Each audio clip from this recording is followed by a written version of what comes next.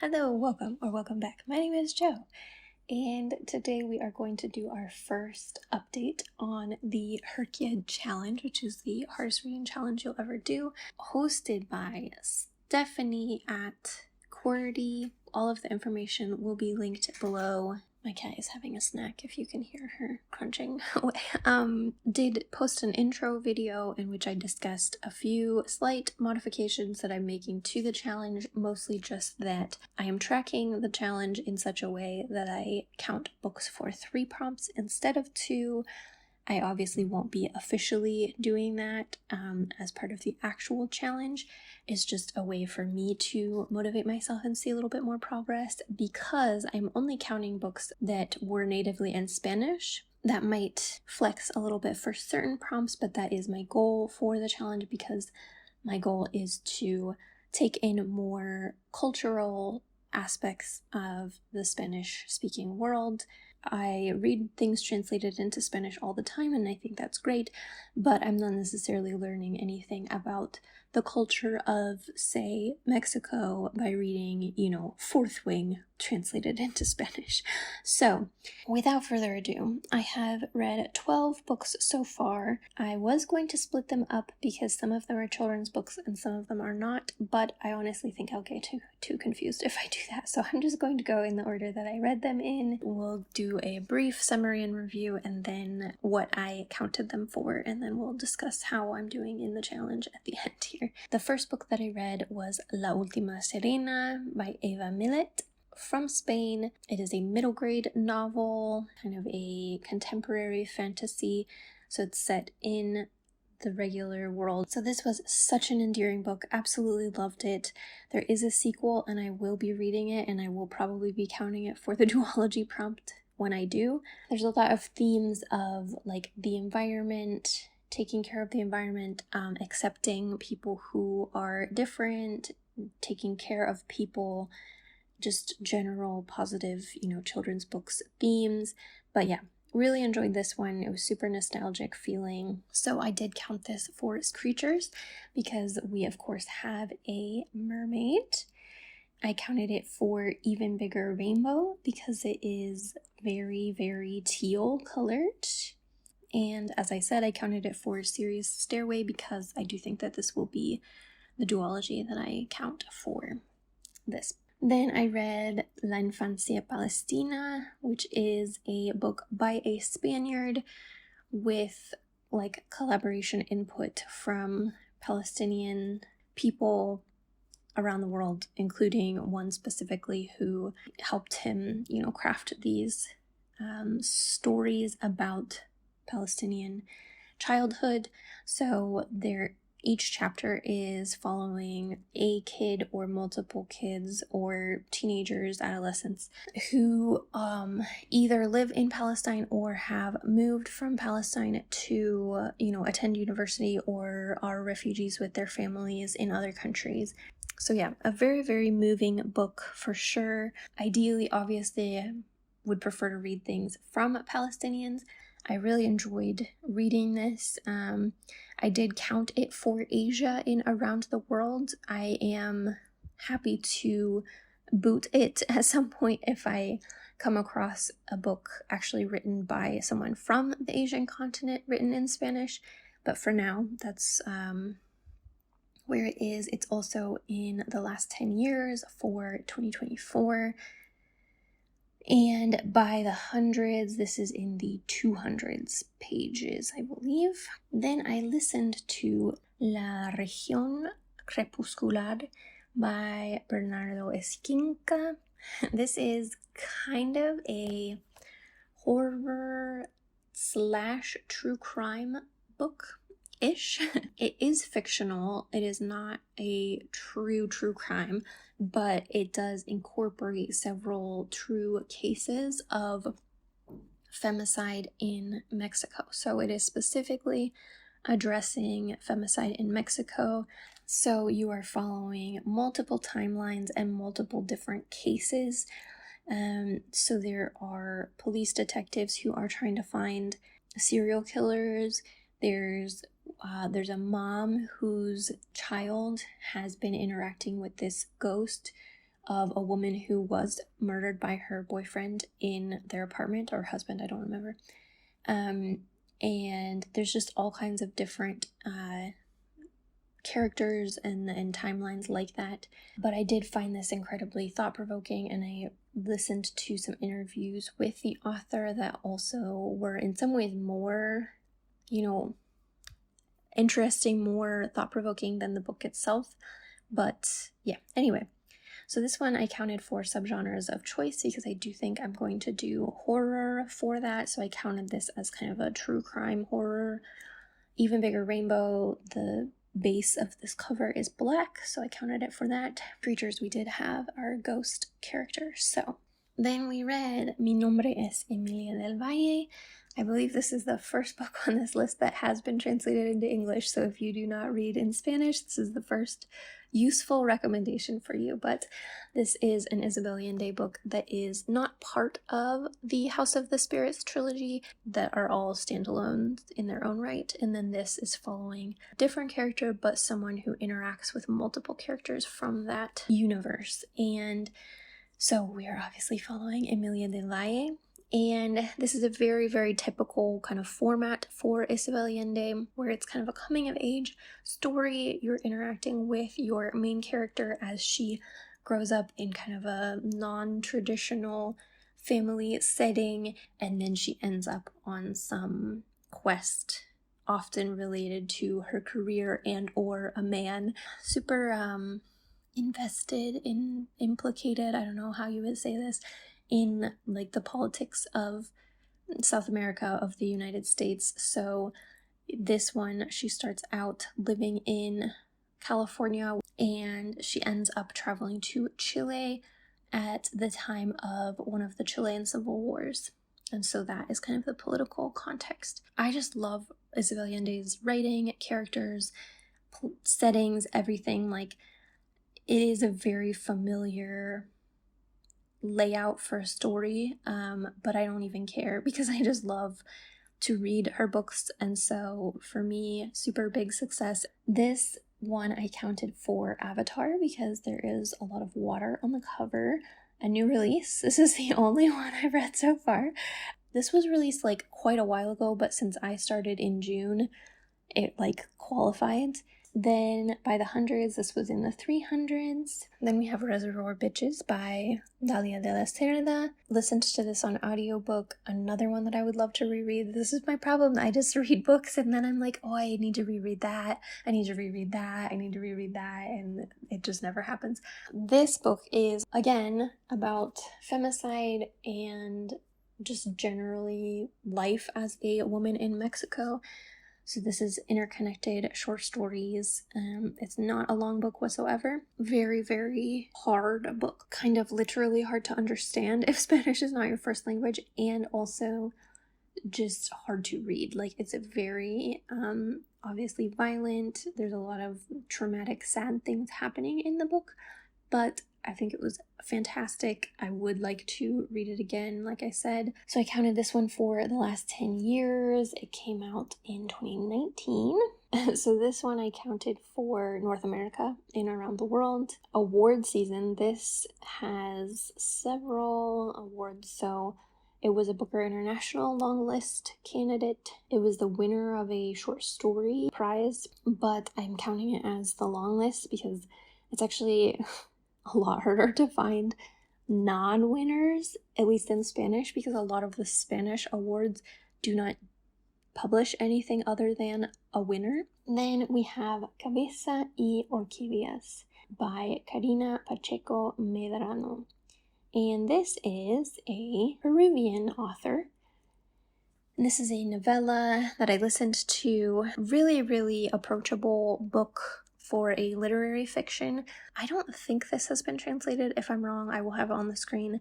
But if you are reading in Spanish, relatively easy to read for an adult literary fiction. So this is the story of a young woman who has just turned 18. You're following her on her 18th birthday. That is the entire book, is just that one day. And the day starts with her receiving a bouquet of orchids, I think like 18 orchids, from her parents the day ends with seeing a severed, decapitated head. So that's the Cabeza y orquídeas. It's like a very visceral picture of a condensed image of growing up, of losing your innocence, losing your naivety. She is a kind of insufferable character. Very, very, not just naive, but like willfully ignorant, extremely classist. Her whole family and everybody, the society that she's living in, are super classist. So, you know, she came by it naturally, but it's only like 3 hours long, so definitely check it out.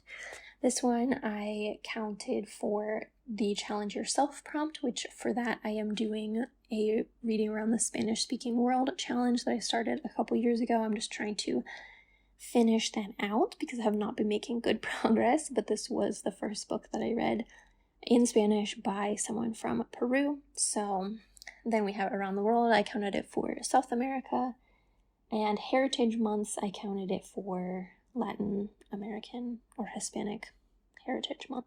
Then we have Sacrificios Humanos by Maria Fernanda Ampuero. I think this one has been translated. And I also listened to this one. So this is a horror short story collection, and this is also from Mexico, I believe. Oh no, it's from Ecuador. Ultimate, wow, I don't even know how you would summarize. Human sacrifices, so like the way that society like demands human sacrifices in various ways. This is another one that I would absolutely have to reread. I think I could re-listen to this one. I don't think I'd have to read it physically. Like, it's not that I was like getting lost in things. It was just so intense that it all would kind of run together at times. But like the first story in particular, I like was so wild and really made an impression on me. That's what I've got. So this one, so far I did not count it for my subgenres, even though like I can. Maybe I will change it at some point. Like literary horror just doesn't really, I don't even know, like short story is not really a genre, it's not really a subgenre. And then like literary horror would be like most of the horror that I read, so I'm not sure. But anyway, so I counted it for Last 10 Years, Even Bigger Rainbow, that one's maybe a stretch, but it is mostly cream off-white colored, so I counted it. And then BIPOC, I counted it for Latina. Obviously, the majority of these would count for that. But next we have Reír en tu funeral by Dario Vilas. This is another horror, a novella kind of, so just quick listen. Spanish author. I don't know how to explain this, but I didn't dislike listening to this book at all, but it was very, like I think I said on Instagram when I finished it, like it was kind of very written by a man in certain ways, and I wasn't fully sure what his point was. So you're following a couple who are pretty unhappy in their relationship. Basically immediately at the beginning, catastrophe strikes outside. It becomes incredibly cold, and it just keeps getting colder and colder and colder. It's like a dystopian. So they're trapped together even though they don't necessarily want to be. I really have nothing productive to say about this book, to be honest. I don't know that I will read anything else by him. If I do, it will be solely because I didn't understand what the point of this was, and I want to see whether he has, like, whether I missed it or what.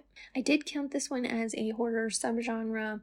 It is a dystopian horror, and I counted it for Around the World for Europe.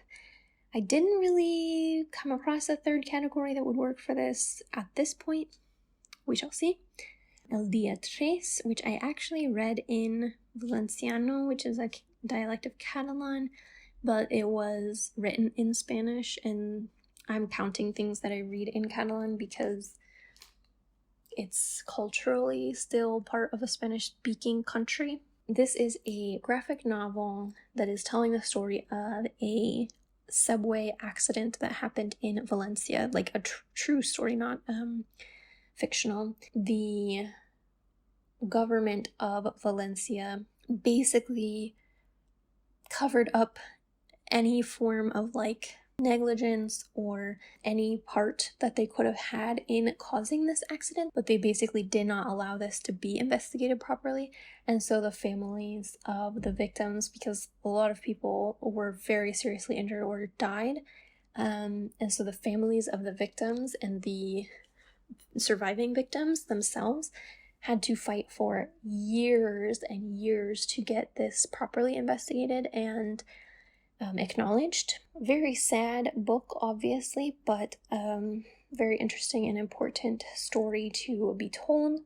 So I counted this for the nonfiction prompt for the last 10 years because it came out in 2018.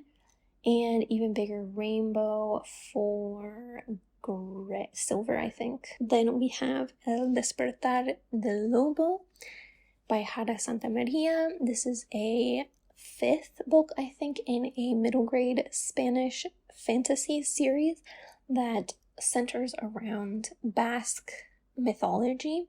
So we have 3 cousins who have, in the first book, discover that there's this whole other world that has magic in it. Obviously, things unfold from there. I can't go too in depth because it's like a 5th book in a series. So I really enjoy this series. It was one of the very first books that I read that was written natively in Spanish, and so I feel a lot of nostalgia for it, and I really enjoy the setting and everything. So I do recommend the series in general.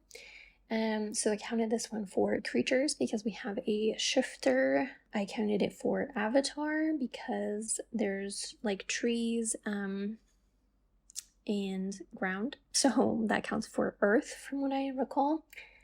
And then this is another one that at this point I don't see a good third prompt for it.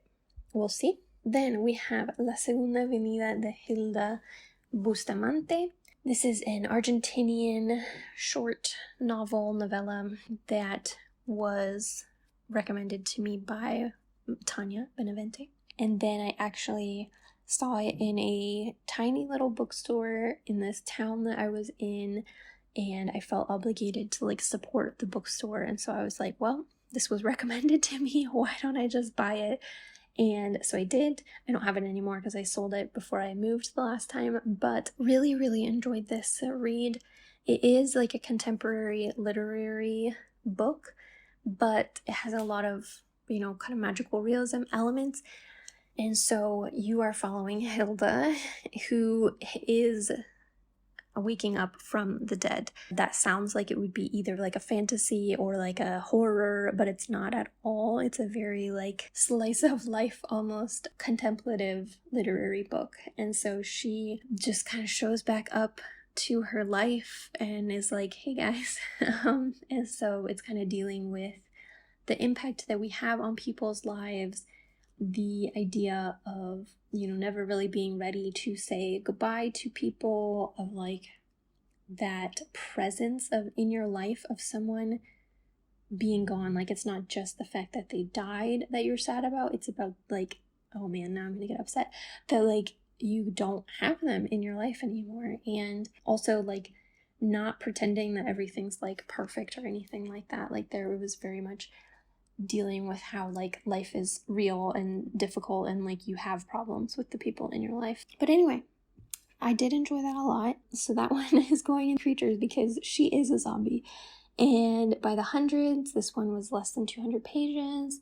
And then last 10 years because it did come out in 2023. Then finally, we have the first book in the series Las Princesas Rebeldes, another kind of middle grade early reader Spanish magic series fantasy. So you're following a very reluctant heir to the throne of Spain. So she is planning to abdicate so that her brother can be king.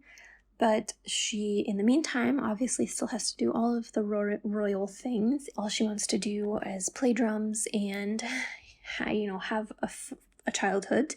But she ends up discovering that maybe she has some powers. Super endearing book, has a lot of like really good themes politically and environmentally. Like it was kind of willing to actually critique like activism and like the fact that we say a lot of things but don't actually do anything in like a way that was kind of impressive for a book with that young of a target audience. So yeah, I liked this. Creatures, we have magic users, even bigger rainbow. This one's cover is mostly blue, so I'm counting it. And then Avatar, there is a fire on this cover. So those are the reviews. As far as the stats, you can see my map here is looking unfortunately Spain dominant. We need to fix that. Okay, so we'll run through the prompts. So by the hundreds, I have the first 3 figured out. This one, I DNF'd this book, so that's not gonna work for the 700s. 24-hour readathon, haven't done it. Subgenres of choice, we're doing horror and we have 2 done. I do have a lot more in mind, but that's where we're at. Series staircase, so we have only put 1 in here. I did have another trilogy started and I DNF'd that book too, so I have DNF'd quite a lot of books recently. Award season, I've got again a lot of candidates. I haven't actually finished any of them except for Reservoir Btches. So TBR game challenge, haven't even looked at it yet, haven't picked one, nothing. Last 10 years, we are 50% done. Adaptations, 0%. However, I do know what I'm going to do for a lot of these. Like, I have a graphic novel picked out, I do have a TV show picked out, hypothetically maybe. I also could do the comic of El Eternauta if this graphic novel doesn't work out. Disability challenge, nothing. Heritage months, I only have Hispanic heritage. Translation challenge, still not totally sure what I'm going to do for this one, but we'll see. Around the world, I just need to actually read this book that I already own from Africa and then find something from Oceania. And maybe something from Antarctica as well. Even bigger rainbow. We're making progress. Make a quote, we are not making progress. I don't even know my quote yet. I have 2 candidates here. Bad Bunny, or I have A veces el infierno somos nosotros mismos. I don't know. I don't know what I'm going to do. Creatures, we are almost done. We're going to call this creepy. So creepy creatures, we are actually almost done. I just need to do 2 or 3 more. I was like at first thinking that was going to be difficult, but I'm not sure why, because I do read a fair amount of fantasy, and then there's also like flexibility about what to count. Avatar, I only have 1 more. Technically, there's a lot that could fit in air, so this should not be difficult. Readathon challenge, I am thinking that I will do Read What You Own in Community, which is an Instagram group that I'm in, and it's a storygraph challenge as well. Again, DNF to that. So this one I'm counting books that I'm not reading in Spanish as well, so those won't count for anything else, but they would count within this. We'll see. Animals, I have nothing. I keep forgetting about this prompt, but also I haven't read things with a lot of animals lately. Same with Queer Alphabet, I have absolutely nothing. I just haven't prioritized this yet. I do have some books on my radar. I was gonna read this for this prompt, DNF'd this one too, so I'm not too worried about this one. There were a bunch of prompts from this that I liked. BIPOC, we have Latina, and that's it. New releases, we have 1. Challenge Yourself, I have read 1 book towards this, and I have like 14 books to go, whatever. Nonfiction, we have 4 more to go, but I do have, at least a couple picked out. And then cues, reviews, and requests. I have nothing as of right now. So that's where we're at. Obviously, we are just taking our first baby steps. But if you are doing the challenge, I would love to hear how it is going for you, and I will see you in the next video.